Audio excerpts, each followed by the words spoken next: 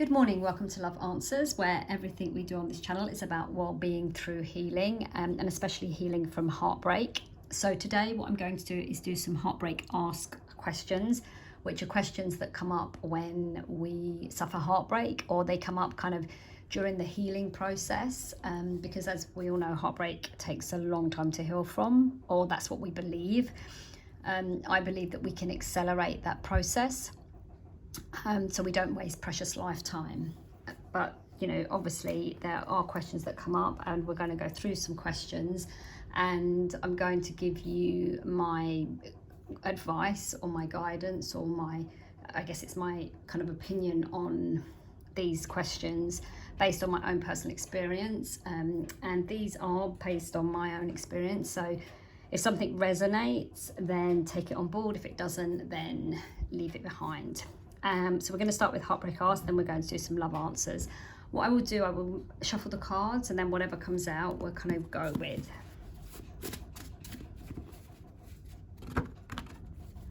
Okay, so we've got one card here.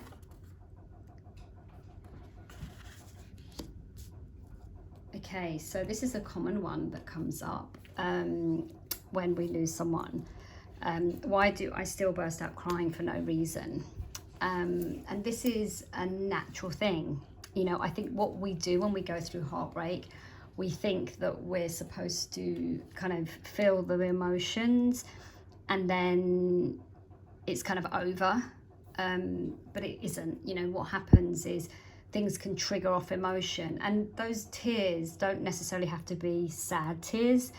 When we go through loss or heartbreak, especially if we've lost someone who's passed on, you can see something and it'll trigger an emotion, but it can be a happy emotion. But because we're crying, we feel like, oh, we're sad because we've seen something that's reminded us of that person. But it's all based on perspective and how we choose to see it. Because, if you've had someone in your life and you're experiencing heartbreak, then that person had a huge impact on your life. And the way over time, this is over many years of analysing and looking at how we work as human beings and how our emotions work and how our minds work. It's all in how we kind of choose to look at it. And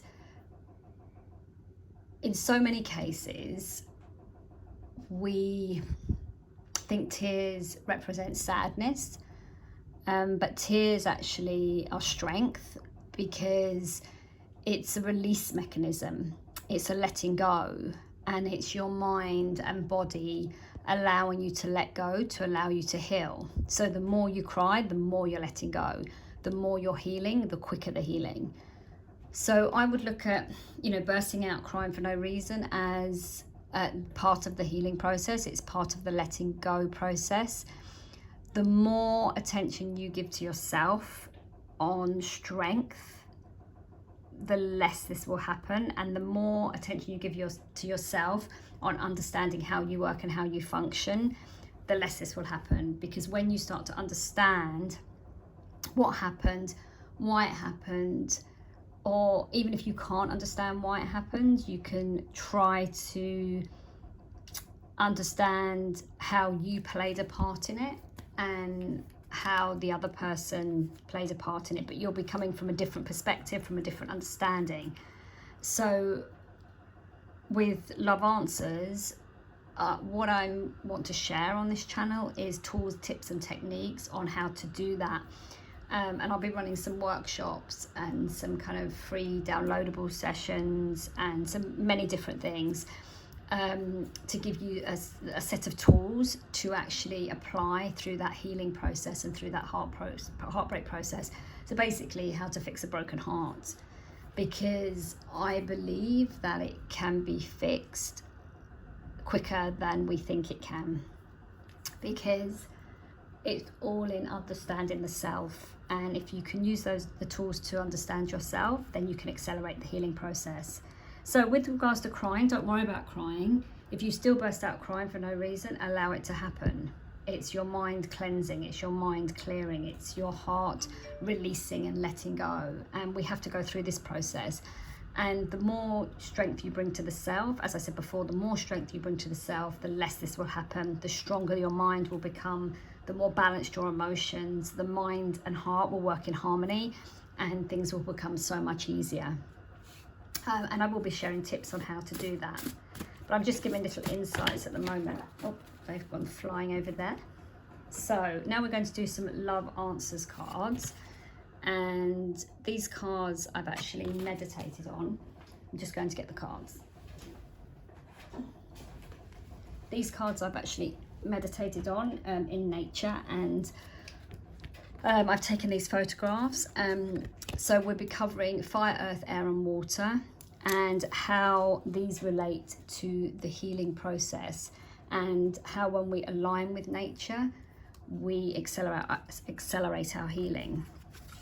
Okay, so the first one.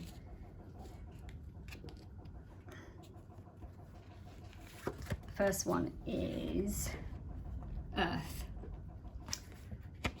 Now, when we're going through the tears and bursting out crying and having kind of emotional outbursts, the first thing we need to do is ground ourselves. And that's coming back down to earth, essentially, because when we're lost in the emotion, we're not connected to earth. We're kind of in the air, we're kind of in the sky, we're kind of in a non-reality. So the first step is actually grounding yourself. And why I chose this photograph, I think the tree is a great representation of the self. You know, we weather all the storms, we stand strong at the core. Our leaves change, the leaves change colour, they fall, they blossom, they bloom, but essentially the core remains the same. So the leaves I see kind of as the emotions. There's many different emotions we go through, like the seasons, but at the core, we're strong. So your core is always strong, it's always connected, but to actually ground yourself, we have to consciously connect to the earth. And one of the greatest ways of doing this is going out into nature, whether it's a mountain, whether it's by the water, whether it's by a lake, and just sitting and just think about your connection to nature. What is your connection? How do you connect? Observe nature, see how similar you are. And even if you just do this for 5 minutes, you'll get great strength from it. It will empower you, it will give you energy, and it will make the crying, even if you are crying, it will allow the crying to be a more pleasant experience, because you're actually taking your mind and focusing on something. So, and you'll be in a completely different environment, which will be uplifting and enlightening.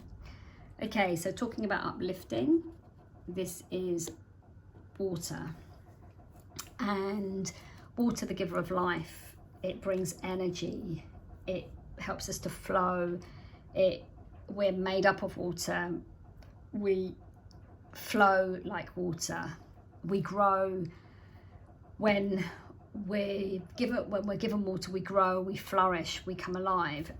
And water is one of the greatest healers on every level. You know, drinking water is great for your body, it's great for your mind, it's great for energy, it's great when we're out in water, when we're in the water, when we're observing the water, when we're sitting by the water. It's every aspect of water is healing. So take yourself to water, take yourself to nature, drink water, especially if you're going through heartbreak and you're not eating, because a lot of people when they first go through something like this don't eat. Drink water, it will give you energy, it will give you life, it will cleanse your system, it will help you to heal. And when we ground ourselves, and when we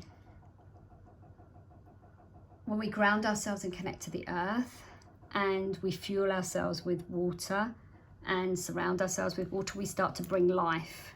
Earth needs water to bring life, and we start to bring life back to ourselves. And then if you look in this picture here, this photograph here, this seagull, I think I've talked about this before in my videos.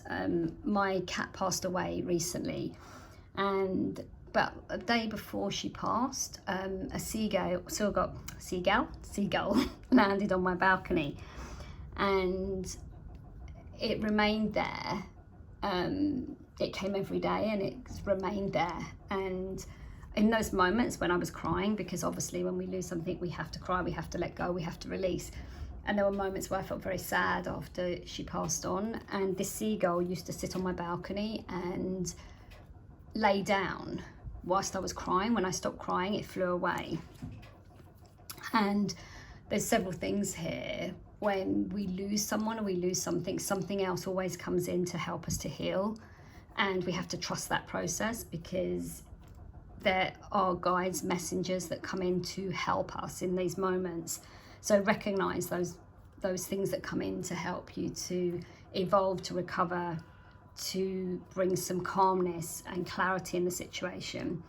Also, what I loved about this photograph is when the water feeds the earth, everything comes to life. When we come to life, we have the ability to fly. And I think this is a great representation of that freedom of flight.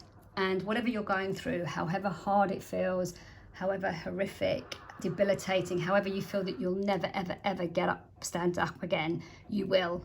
And you will fly again. You will feel like this again. But it will be different, because you'll feel that you can fly higher, because you have a greater understanding of yourself, a greater understanding of the situation. You will understand your connection to nature, which will give you strength, and you will have a newfound understanding, which will enable you to fly higher, to achieve more, to accelerate, to experience more, to grow more. And, you know, pain is inevitable, but suffering is a choice. And whenever you have other pains come in, you'll be able to manage that suffering. And I think that's something that is one of the greatest gifts that we can have as a human being, is to have something that helps us when we're suffering, something that we can go to that can take away that pain, even if it's for a moment, because each moment is a little step building to a bigger moment and a bigger moment and a bigger moment until it evaporates and it's gone. So that's my thoughts today on crying and our connection to nature, and a little tip on kind of the healing process. So if this resonates, I would really appreciate it if you'd like and subscribe.